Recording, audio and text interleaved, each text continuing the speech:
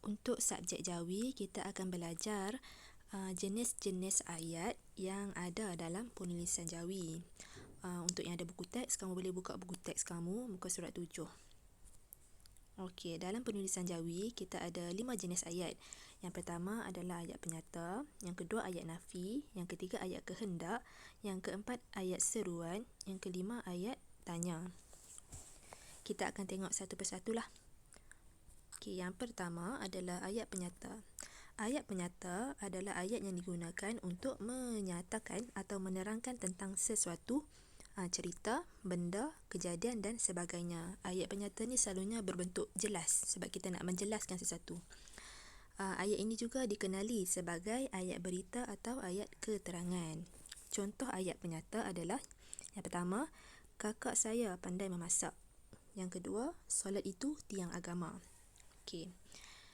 Ayat yang kedua adalah ayat nafi. Ayat nafi diucapkan untuk menafikan atau menidakkan sesuatu perkara dengan perkataan tidak atau bukan. Maksudnya dalam ayat nafi tu selalunya ada perkataan tidak dan bukan sebab kita nak menafikan atau menidakkan sesuatu. Ayat nafi juga digunakan untuk menekankan atau menegaskan sesuatu. Okey, selain daripada kita guna ayat nafi tu untuk menidakkan sesuatu, kita juga guna ayat nafi untuk nak menekankan ataupun menegaskan sesuatu perkara lah. Okay, contoh ayat nafi adalah yang pertama, Ahmad tidak suka mendengar radio. Yang kedua, dia bukan jururawat tetapi doktor. Okay, dalam ayat yang pertama tadi ada perkataan tidak. Ahmad tidak suka mendengar radio. Yang kedua, dia bukan jururawat tetapi doktor. Okay, ada perkataan bukan.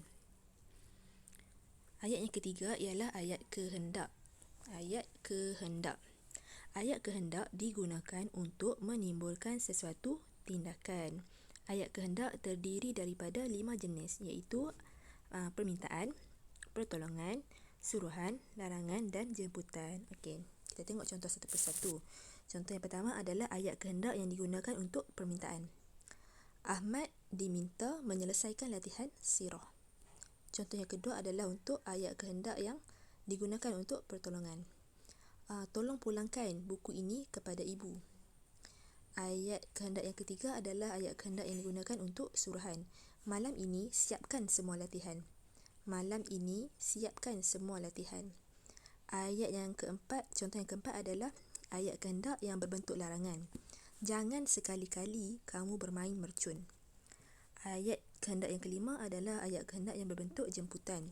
Jemputlah hadir ke rumah saya esok. Okey, ayat yang seterusnya adalah ayat seruan.